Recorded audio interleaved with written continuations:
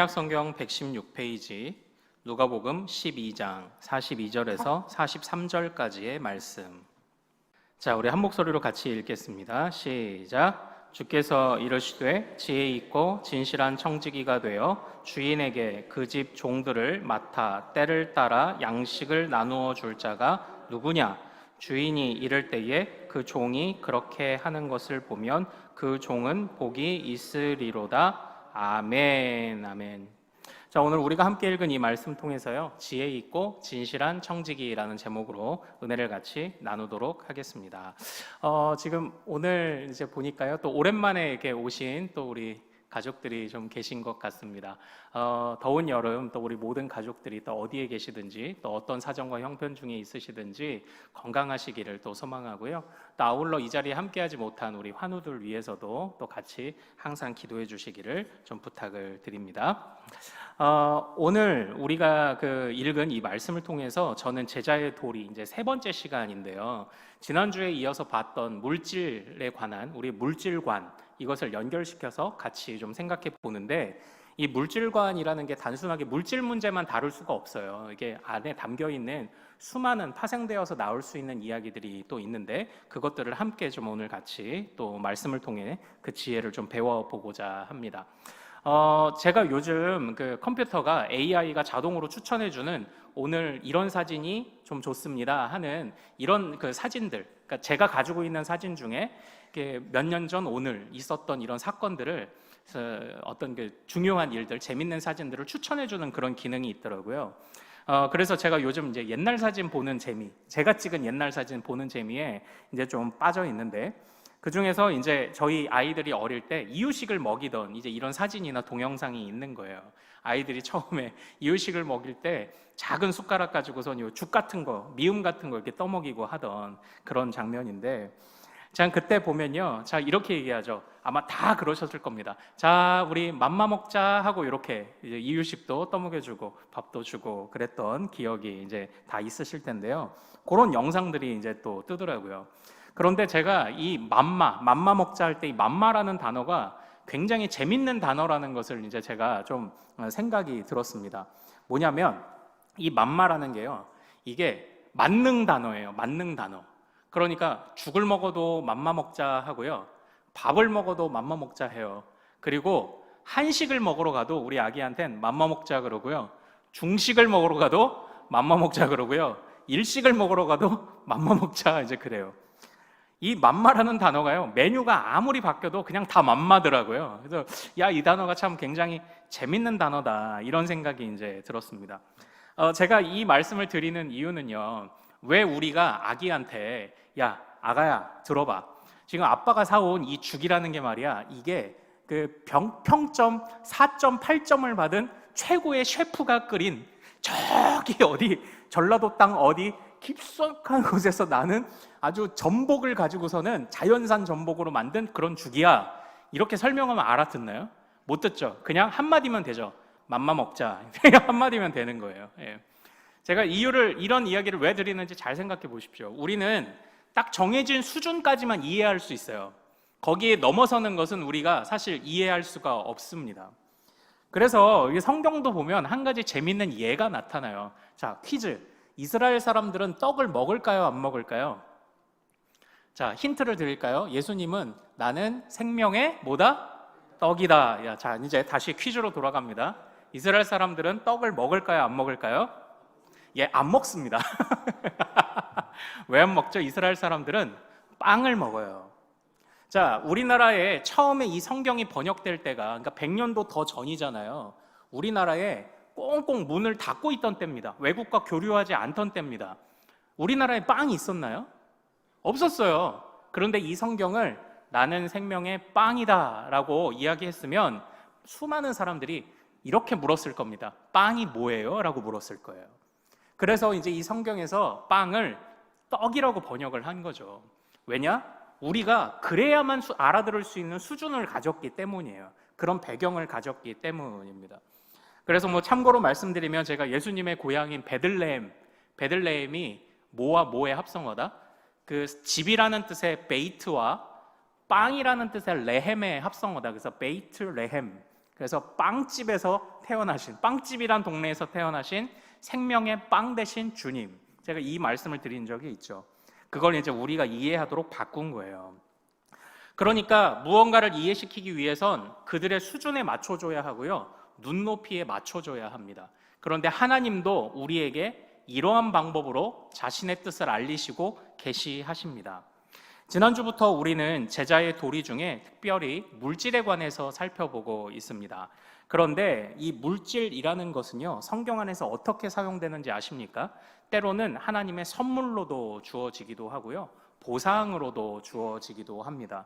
그런데 그것은요, 단순하게 야, 물질이 이렇게 좋은 거야 라는 걸 설명하시려고 물질을 주신 게 아니라 이 물질을 주는 하나님이 얼마나 좋으신지 설명하기 위해서 그 사람들이 이해할 수 있을 만한 수준과 언어로 물질이라는 것을 통해 자신을 드러내신 겁니다.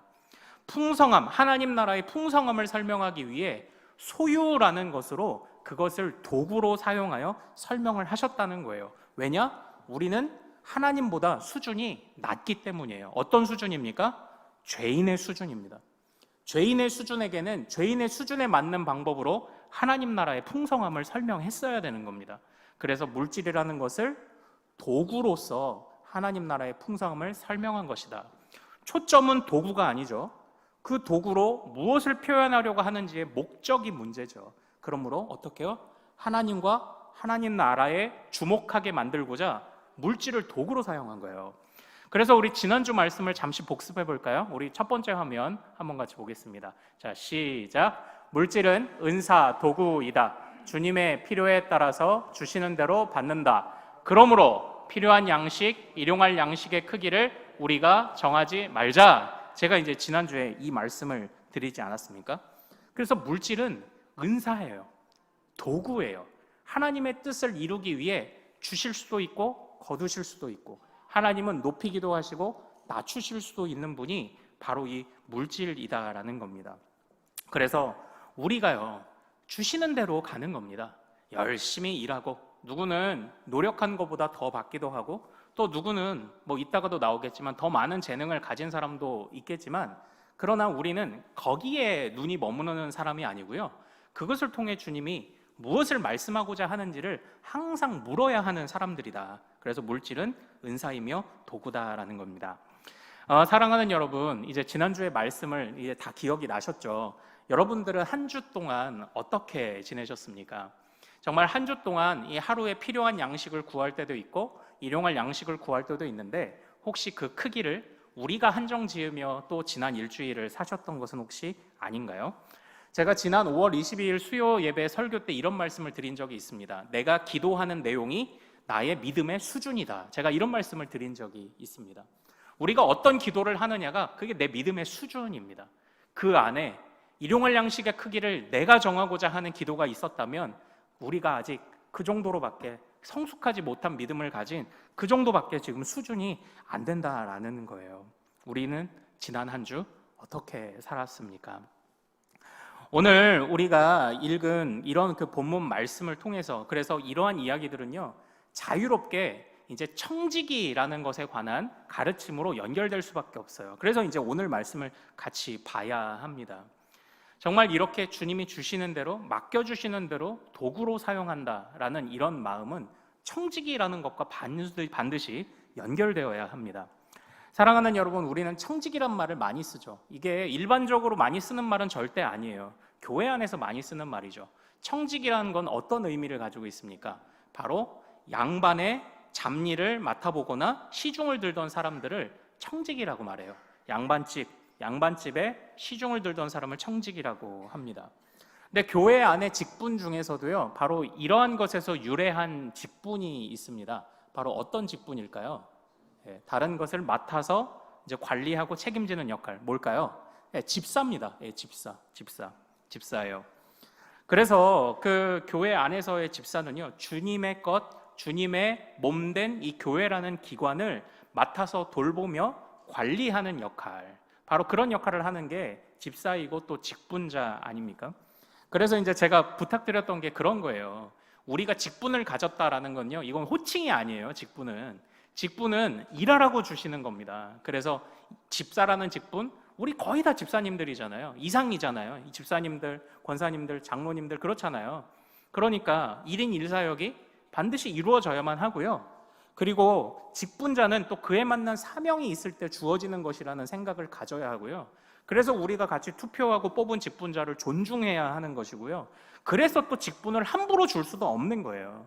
그래서 제가 계속 강조하던 바들이 어떤 것으로 연결되는지도 또 이제 아실 거예요. 집사, 그러니까 주인의 것을 맡아서 관리하는 사람. 제가 이제 종종 우리 교역자들과 우리 관리 집사님과 이렇게 같이 식사를 이제 종종 하는데, 이제 제가 어느 식당에 가서 우리 관리 집사님한테 집사님하고 이렇게 호칭을 했더니 한 오지랖 넓으신 우리 한 아주머니 종업원께서 갑자기 오시더니 집사님이세요? 하고 말하며 이렇게 묻는 겁니다. 혹시 고양이 키우세요? 이렇게 물어보는 거예요. 그러니까 요즘 고양이 키우는 분들을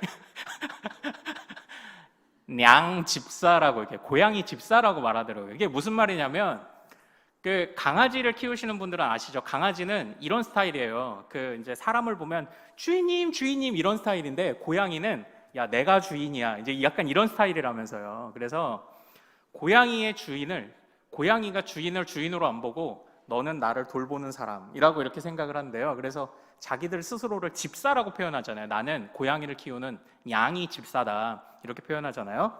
근데 이제 그분이 묻는 거예요. 집사님이세요? 고양이 키우세요? 이렇게 묻는 거예요. 아직도 이해 못하신 분이 계신 것 같은데. 근데 원리는 동일합니다. 이 집사라는 역할이 무언가를 맡아 관리하고 돌보는 역할을 하는 게 집사인 거예요. 예. 그러니까 이 청지기랑 같은 원리인 거죠. 예, 주인의 것을 맡아 관리한다. 자, 그런데 오늘 우리가 있는 이 말씀을 보면요, 바로 주님이 우리에게 어떤 청지기직을 원하시는지가 담겨 있습니다. 자, 우리 42절 한번 말씀 같이 읽어보도록 합니다. 42절 다시 읽습니다. 시작. 주께서 이르시되 지혜 있고 진실한 청지기가 되어 주인에게 그 집 종들을 맡아 때를 따라 양식을 나누어 줄 자가 누구냐? 아멘. 자, 주님이 우리에게 원하시는 청지기직은 어떤 청지기입니까? 지혜 있고 진실한 청지기. 우리 사랑하는 모든 큰수배 가족들이 지혜 있고 진실한 청지기가 되시기를 소망합니다. 그렇다면 어떤 사람이 지혜 있고 진실한 청지기입니까? 오늘 42절 말씀을 계속 이어보죠. 주인에게 그 집 종들을 맡아 때를 따라 양식을 나누어주는 역할. 그러니까 중요한 것은 그거예요. 주인의 소유를 맡아서 주인의 뜻에 따라 잘 나누어주며 관리할 수 있는 사람. 이제 다른 종들을 돌본다는 것도 사실 그렇지 않습니까? 이 종들은 다 주인에 속한 사람들이죠. 그러니까 이 주인의 집 안에 일어나는 사람이든 모든 것이든 그것들을 함께 맡아 관리하는 역할을 하는 게 진실한 청지기다라고 오늘 말씀이 바로 이런 이야기를 이야기하고 있는 겁니다. 자, 그런데요, 오늘 이 42절은 엄밀하게 따지면 청지기가 해야 되는 역할만을 주목해서 말하고 있습니다. 그러나 실제로 우리가 같이, 아니면 더 중요하다고 살펴볼 수 있는, 중요하다고 생각할 수 있는 것은요, 47절에 있어요. 우리 47절을 가서 47절 말씀 같이 읽어보겠습니다. 자, 시작. 주인의 뜻을 알고도 준비하지 아니하고 그 뜻대로 행하지 아니한 종은 많이 맞을 것이요. 아멘. 이겁니다. 여기에서 청지기에게 중요하게 요구되는, 그러니까 겉으로는 주인의 재산과 소유를 맡아 관리하다 이지만 더 중요한 것은 그가 가지고 있어야 하는 마음 자세예요. 그런데 그 마음 자세가 47절에서는 어떻다고 이야기를 합니까? 첫째, 주인의 뜻을 정확하게 아는가. 그러니까 내가 관리자로 부름받은 청직이라면, 맡은 자라면 내 뜻대로 관리하는 게 아니에요. 주인의 뜻대로 관리하는 겁니다. 주인이 명령한 대로 관리하는 것이 청지기가 해야 될 일이에요. 나는 결정권이 있어요, 없어요? 없어요. 결정권은 누구에게 있습니까? 주인에게 있습니다. 그래서 청지기의 중요한 마음 자세는 주인의 뜻을 정확히 아는가에 있는 거예요. 그리고 두 번째, 그 뜻대로 행하는가. 이 두 가지 마음 자세가 없다면 아무리 가정을 돌본다고 해도 주인의 뜻에 합당할 수가 없는 겁니다. 그러면 그 청지기는 어떻게 해요? 많이 맞는 겁니다. 많이 책망을 당하게 되는 것이죠. 그래서 주인의 뜻을 알고 아는 대로 행하는 마음 자세로 주인의 것을, 주인의 소유를, 주인의 사람들을 맡아 관리하는 것이 지혜 있고 진실한 청직이다라고 그렇게 지금 이야기를 하고 있는 겁니다. 그래서 오늘 우리가 살펴보는 이 말씀의 단락의 처음은 바로 35절과 36절과 같은 말씀으로 우리에게 또 하나 권면을 주며 이 단락을 시작했습니다. 자, 우리 35절과 36절 같이 읽어보겠습니다. 자, 시작. 허리에 띠를 띠고 등불을 켜고 서 있으라. 너희는 마치 그 주인이 혼인집에서 돌아와 문을 두드리면 곧 열어주려고 기다리는 사람과 같이 되라. 아멘. 이렇게 되어 있습니다.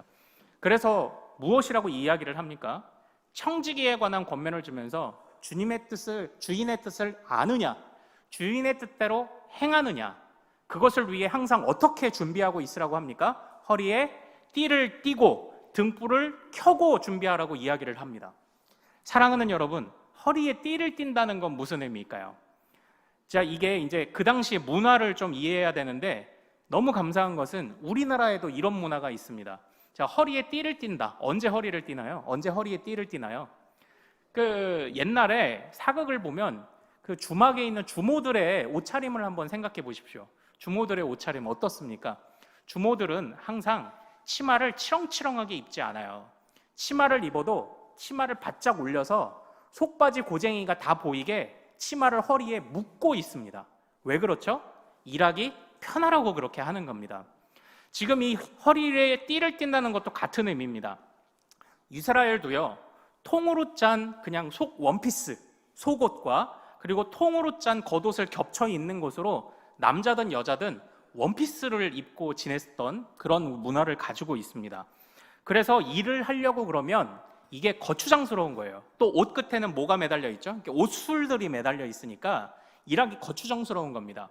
그래서 일할 때 이 치마를 바짝 올려서 이걸 묶는 거예요. 일하는데 거추장스럽지 않으라고요. 그러니까 청지기의 마음 자세를 한번 잘 보십시오. 주인의 뜻을 알고 주인의 뜻을 행하기 위해서 항상 허리에 띠를 띠고 항상 준비하는 자세. 주인이 무슨 말씀을 주시든지 당장에 달려나갈 수 있도록 준비되어 있는 이 마음 자세까지가 바로 청지기에 관해서 주님이 요구하시는 바른 기준과 교훈이다라는 것입니다. 주님의 명령을 아는가? 그대로 행동하는가? 또한 어떤 명령을 주시든지 받자마자 달려갈 준비가 되어 있는가? 이것이 지혜 있고 선한 청지기다라고 이야기를 하는 겁니다. 그러니까 우리가 100m 달리기를 할 때 주머니에 들어있는 게 많으면 하다못해 핸드폰, 요만한 핸드폰이 이렇게 들어있다고 생각해 보십시오. 못 달려요. 그러나 전력 질주를 한다고 하면 어떻게 합니까? 주머니를 덜어야 되는 거죠. 거추장스러운 것들을 덜어내야 달려갈 수 있는 것 같지 않습니까? 그런데 사랑하는 여러분, 이 청지기의 원리는 사실 우리 인생의 모든 것에 중요한 기준이 됩니다. 그러나 특별히 물질과 소유의 문제에 있어서 이 청지기의 원리가 더 중요합니다. 주인의 어떤 명령이든지 들을 준비가 되어 있는가? 특별히 물질에 관해서. 이전에 제가 이런 설교를 헌금에 관해서 설교 드릴 때 그런 말씀을 드린 적이 있습니다. 많은 분들이 11조를 드리면 나머지 10분의 9를 내 뜻대로 사용해도 된다고 생각하는 그런 오류가 있는 것 같다. 제가 이런 말씀을 드린 적이 있어요. 그러나 바른 관점은, 바른 물질관이 무엇입니까? 모든 것이 주인의 것이기 때문에 10분의 1은 내가 교회 공동체 앞에 이 공동체를 위해, 복음을 위해 드렸지만 나머지 10분의 9는 어떻다?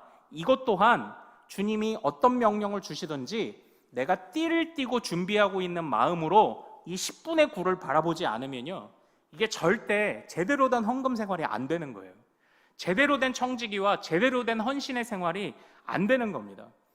허리에 띠를 띠고 10분의 9를 준비하고 있는가? 이것들을 우리한테 물으면 사실 부끄러운 것이 많죠. 명령 받자마자 달려나갈 준비가 되어 있는가? 정말 우리는 그만큼 물질뿐만 아니라 모든 면에 있어서 예민한 청지기인가? 주님의 음성에 예민한 청지기 있는가를 물어본다면 우리 스스로 참 부끄러울 때가 너무나 많습니다. 사랑하는 여러분, 그러나 우리는 주님 앞에 진실하고 지혜 있는 청지기가 됩시다. 우리는 정말 주님 앞에서 주님의 뜻을 듣고 명령을 제대로 깨달아서 주님이 무슨 명령을 주시든지 할 수 있고 또 달려나갈 준비가 되어 있는 그런 믿음의 가족들 되시기를 소망합니다. 우리는 그런 청지기가 되어야 합니다. 자, 그렇다면 우리는 어떻게 주인의 명령을 들을 수가 있습니까? 어떻게 주인의 명령과 뜻을 알 수 있습니까? 어떻게 우리가 달려나갈 준비를 할 수 있습니까? 우리 12장 35절 다시 한번 35절 같이 읽어보도록 하겠습니다. 자, 시작. 허리에 띠를 띠고 등불을 켜고 서 있으라. 아멘. 여기에서 이제 등불을 켜다라는 부분을 좀 생각을 해 볼게요. 여기서 등불을 켜고 있으라, 이게 무슨 의미입니까? 그러니까 항상 깨어 있으라, 영적으로 깨어 있으라, 이제 이런 의미이겠죠. 그러나 그것보다 조금 더 이 말씀을 깊이 볼 수 있는데요. 여기서 등불을 켜다라는 단어는 헬라어로 카이오라는 단어예요. 그런데 누가복음에서 이 카이오란 단어를 딱 2번 사용했습니다. 바로 여기 12장에서 한 번, 그리고 그 다음으로는요 24장에서 한 번 사용을 했습니다. 자, 24장에 어떤 말씀이 있을까요? 화면을 같이 한번 보도록 하죠. 네, 화면을 봅니다. 같이 읽습니다. 시작. 그들이 서로 말하되 길에서 우리에게 말씀하시고 우리에게 성경을 풀어주실 때에 우리 속에서 마음이 뜨겁지 아니하더냐 하고. 아멘. 지금 이 말씀이 어떤 그 상황입니까?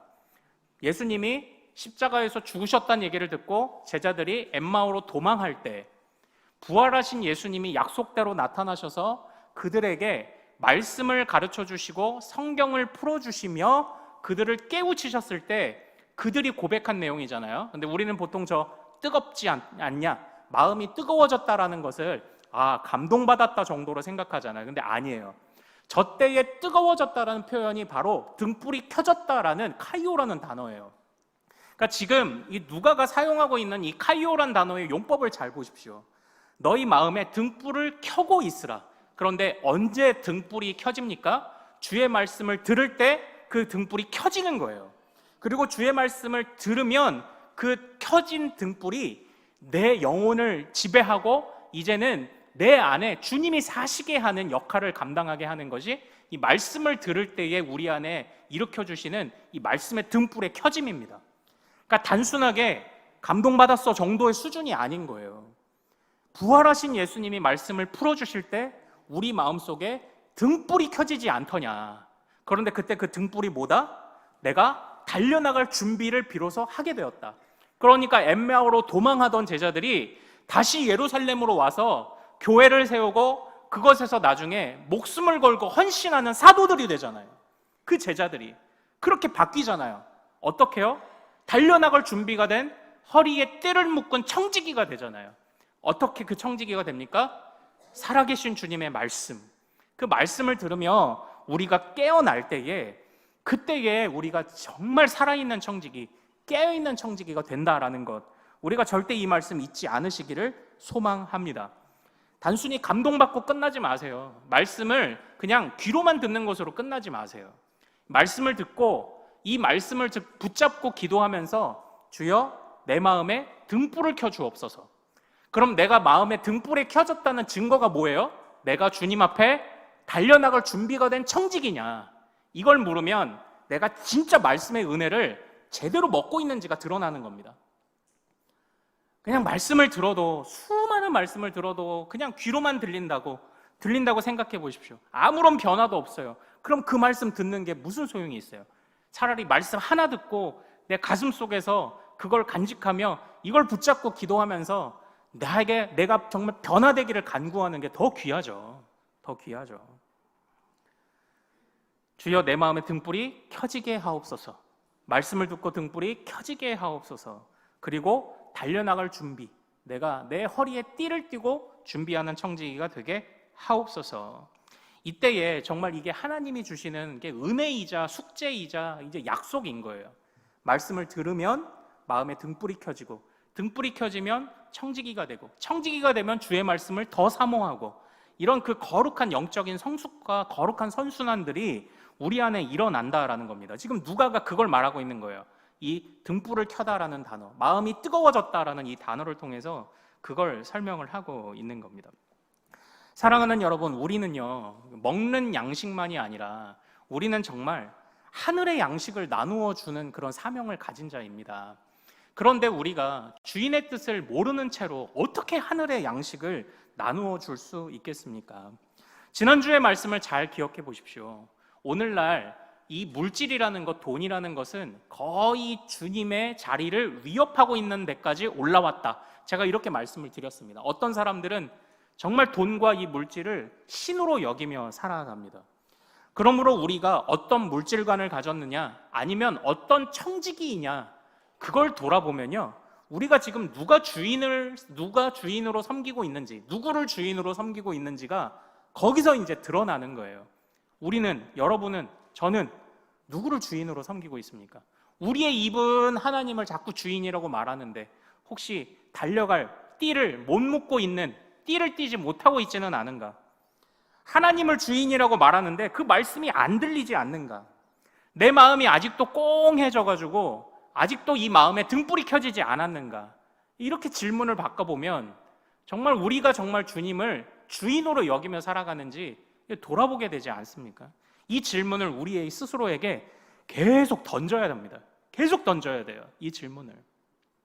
저는 오늘 이 말씀을 보면서요, 마가복음 25장에 있는 말씀 하나가 생각이 났어요. 그때 한 주인이 타국으로 나갈 때 종들을 불러서 각자의 재능에 따라 달란트를 맡깁니다. 어떤 자에게는 5달란트를 맡겨요. 어떤 자에게는 4달란트, 3달란트, 2달란트, 어떤 자에게는 1달란트를 맡깁니다. 능력과 재능이 다 다르기 때문에 서로 다른 것을 맡겼습니다. 그런데 주인이 돌아와서 그들에게 무엇라 말했습니까? 5달란트를 맡겼던 자에게는 5달란트에 상응하는 만큼의 열매를 요구했습니다. 사랑하는 여러분, 오늘날 우리가 어떤 재능이나 오늘날 우리가 어떤 물질이든지 가진 것이 많은 자는요, 정말 더 주의해야 합니다. 더 두려워해야 합니다. 가진 만큼의 열매를 주님의 마지막 회개할 때에, 주님과 함께 그 셈을 해 나갈 때에 가진 만큼의 열매와 그 결실들을 주님께 드리지 못하면 책망받는 종이 되는 거라니까요. 그러나 이 안에서 주님이 우리에게 물으시는 것은 하나예요. 우리는 보통 너 5개 받았어? 근데 나는 왜 4개야? 나는 왜 1개야? 이것 가지고선 우린 아웅다웅하며 살지만 주님은 거기에 집중하지 않으세요. 주님은 단 하나입니다. 물으시는 것, 너 충성됐느냐? 너 맡긴 것에 충성됐느냐? 오직 그거 하나 물으시는 겁니다. 맡기신 것의 개수가 아니에요. 주님은 무엇을 맡기셨든지 충성됐느냐를 요구하실 거예요. 그러나 많이 맡기신 자에게는 많이 요구하실 겁니다. 그러니까 여러분들 주의 깊게 생각하셔야 됩니다. 자, 잘 한번 생각해 보십시오. 우리는 또 여기서 진짜 자꾸 이 세상의 관점으로 보니까, 그러니까 5달란트를 부러워하고 내가 한 2달란트쯤 가졌으면 또 1달란트 때문에 내 마음에 또 올라가고, 5달란트 보면 내려가고 1달란트 보면 올라가고, 이런 삶을 살죠.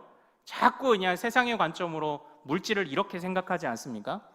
그런데 한번 잘 생각해 보십시오. 1달란트라는 게 우리는 보통 그냥 더군다나 금 1달란트예요. 금 1달란트가 이게 동전 한 입 정도로 생각을 한다고요. 근데 1달란트는 오늘날 시세로 따지면 얼마일까요? 금 1달란트는 오늘날 시세로 얼마일까요?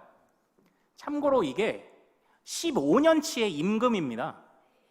그러니까 오늘날 여러분들이 연봉 3천이라면 4억 5천이에요. 거의 5억이 되는 돈이에요. 그러면 자, 5달란트를 맡겼다. 그러면 이게 얼마일까요? 거의 20억이 넘는 돈이죠. 자, 그럼 1달란트를 맡겼다. 이것도 결코 무시할 수 없는 돈입니다. 이게 5억입니다. 5억. 크든 작든 여기에서 우리가 중요하게 봐야 될 게 있어요. 크든 작든 이미 우리가 자꾸 세상의 관점으로 보니까 5달란트를 부러워해서 그렇지, 물질이 자꾸 첫 번째 자리를 차지하는 관점으로 봐서 그렇지, 물질 말고도 주님에게 우리에게 주신 달란트들, 그 달란트들 자체로 사실 귀하다는 것을 우리가 알아야 돼요. 이미 우리에게 무슨 은사와 달란트를 주셨든지 그것 자체로 이미 귀합니다. 그것 자체로 가치가 커요. 그러나 많이 맡기신 자도 있겠죠. 그러나 그건 뭐다? 은사인 거예요. 말 그대로 도구인 겁니다. 그러므로 그들은 더 많이 섬겨야 하고 많이 일해야 하는 겁니다. 오직 주님은 딱 한 가지만을 맡기실 거예요. 물으실 거예요. 충성되었느냐? 충성되었느냐? 그것 하나를 우리에게 맡기시고 물으실 것이라는 바로 그런 것입니다. 그러다 보니까요, 이 반드시 물질에 관한 이런 문제, 이 청지기 의식으로 우리의 재능이나 아니면 청지기 의식으로 물질을 보지 않으면 우상에 빠지기가 쉬워요. 어떤 우상에 빠지기가 쉽냐? 우월감의 우상입니다. 우월감의 우상. 제가요, 고등학교 3학년 고3 시절을 보낼 때 저는 참 터무니없는 목표를 써놨던 것 같아요. 나는 서울에 이 학교 이과를 갈 거야라고 쫙 써붙였어요. 제 수준을 알지도 못하고 그걸 그냥 써붙였습니다. 뭐 목표는 높은 게 좋은 거라나? 이제 뭐 그래서 그걸 써붙였어요. 그런데 참 미련했던 것 같아요. 수능을 보고 났는데 그 점수가 나왔을까요? 안 나왔을까요? 지금 여러분이 저를 만나고 있는 것을 생각하면 내가 거기를 못 갔겠죠. 못 갔어요. 예. 그러고 나니까 자존감이 이게 딱 떨어지는 거예요. 제가 이제 IMF를 직격탄으로 맞은 세대라고 말씀을 드렸잖아요. 그러다 보니까 내가 이 학과 가서 내 이마에 그럴싸한 간판도 쫙 붙이고, 그리고 내가 빨리 돈 벌어가지고 집안을 일으켜야 되겠다, 막 이런 생각을 이제 했던 겁니다. 근데 참 노력도 그만큼 안 해놓고 노력의 결과가 나오는 거잖아요. 근데 그렇지 않았는데도 내가 만든 결과인데도 이제 마음이 축 가라앉는 거예요. 그런데 그 수능을 마치고 주일날 갔는데 주일날 갔더니 내 마음이 이렇게 막 기뻐요. 막 올라와요. 왜 그랬을까요? 뭐 예배에서 그랬을까요? 아니요. 우리 교회 고3 중에 내가 시험을 제일 잘 봤다는 사실을 깨달은 겁니다. 나 이 학교는 못 갔지만 우리 교회에서는 내가 제일 잘 봤어. 이제 이렇게 딱 생각이 드니까 거기에서 갑자기 이제 우월감이 이제 올라오는 거예요. 참 거기서요, 우물한 개구리였던 거예요. 그랬는데 그러고 나서 나중에 어찌어찌 하다 결국 신학교에 갔잖아요. 신학교에 갔더니 전국에서 수능 하나 틀린 애가 와 있어. 수재 천재들 신학교에도 많아요. 제가 첫 번째 다녔던 학교, 제가 이제 자퇴했던 그 학교에서도 수재 천재들 많습니다.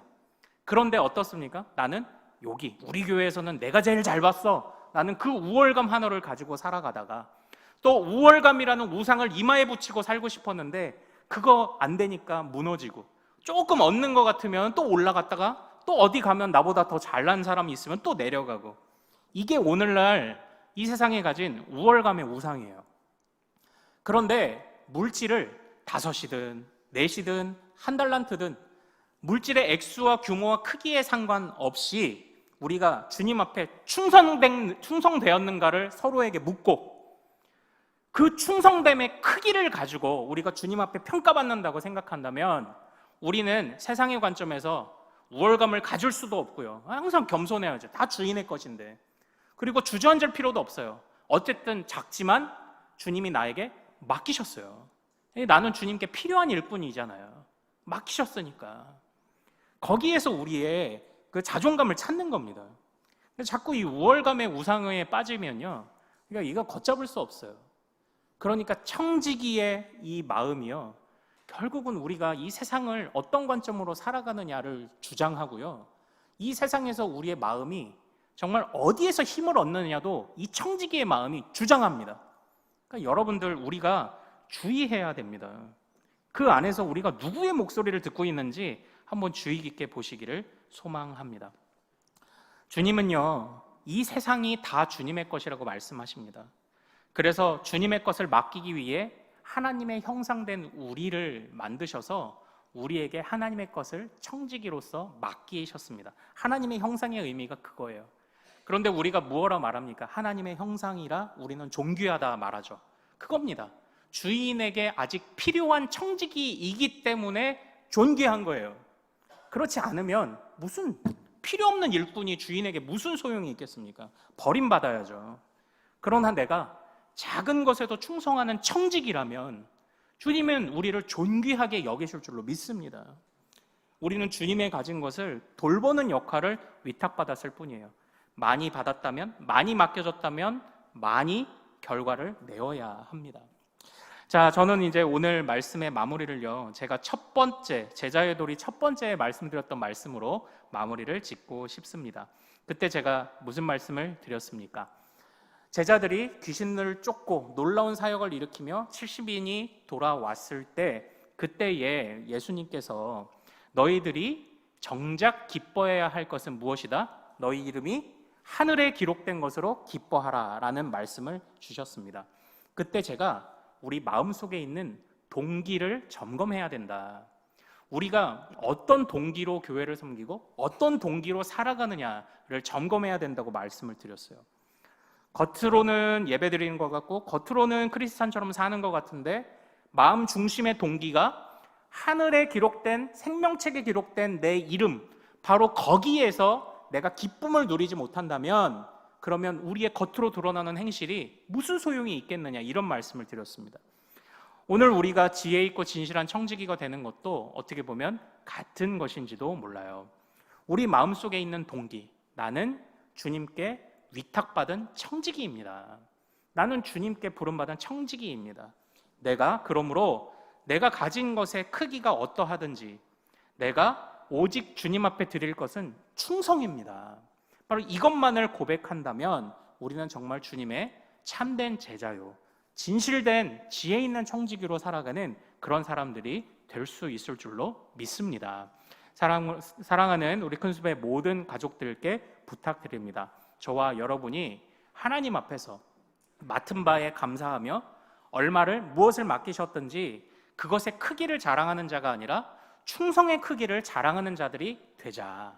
그렇게 주인이 또 이미 알고 있는 명령뿐만 아니라 어떤 명령을 주시든지 허리에 띠를 띠고 달려갈 준비가 된 그런 사람들이 되자. 우리 이 말씀을 절대 잊지 않고 이번 한 주일은 지난주보다 조금 더 성숙하게 살아가는 한 주일이 될 수 있기를 소망합니다. 자, 우리 찬양하며 좀 잠시 기도하기를 원합니다. 보소서 주님, 내 마음에 선한 것이 하나 없습니다. 그러나 주님이 고쳐주실 것을 확신하며 우리 같이 찬양하고 기도하도록 하겠습니다.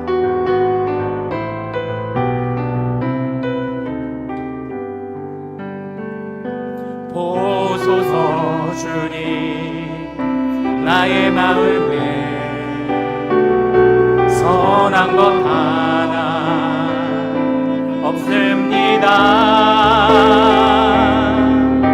그러나 내 모든 것 주께 드립니다. 사랑으로 안으시고 날 새롭게 하소서. 주님 마음 내게 주소서. 내 아버지 주님 마음 내게 주소서. 나를 향하신 주님의 뜻이 이루어지도록 주님 마음 내게 주소서. 보소서 주님 나의 마음을 보소서 주님 나의 마음을 선한 것 하나 없습니다. 선한 것 하나 없습니다. 그러나 내 모든 것 주께 드립니다.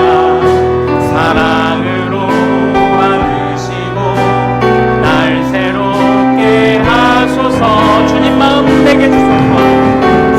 주님 마음 내게 주소서. 내 아버지 주님 마음 내게 주소서. 나를 향하신 주님의 뜻이 이루어지도록 주님 마음 내게 주소서. 주님 마음 내게 주소서. 주님 마음 내게 주소서. 내 아버지 주님 마음 내게 주소서. 나를 향하신 주님의 뜻이 이루어지도록 주님 마음 내게 주소서. 우리 시간 같이 기도하기를 원합니다. 하나님, 우리가 주님의 말씀을 듣고 주님의 말씀이 우리 마음속에 등불을 켜서 우리에게 귀한 깨달음 주시기를 소망합니다. 우리가 그 깨달음 받았을 때에 허리에 띠를 띠고 달려나갈 준비가 된 자들로 성숙하게 하옵소서. 하나님, 나의 마음 선한 것 없지만, 나는 선한 것 없는 청지기이지만 이제부터 주님이 나를 새롭게 하시면 나에게 맡기신 모든 것을 통하여 주님의 영광의 도구가 될 수 있을 줄로 믿사오니, 하나님, 나의 재능도 은사도 나의 물질도 소유도 나의 인생도 시간도 어떤 것이든지 지혜 있고 진실한 청지기가 되어 주의 영광 위에 사용할 수 있도록 도와주시옵소서. 하나님, 우리가 받은 재능의 크기를 자랑하지도 말게 하시고 일용할 양식의 크기를 내가 정하지도 말게 하시고 오직 주인이 처분하시는 대로 맡기시는 대로 선한 하나님이 우리에게 맡기시는 대로 그저 우리가 충성의 크기로 우리가 자랑할 수 있도록 하나님 인도하여 주시옵소서. 우리 교회 모든 성도들이, 우리의 자녀들이 주님 앞에 진실한 청지기가 되도록 우리 결단하며 주여 이름 크게 한번 부르고 같이 기도합니다. 주여!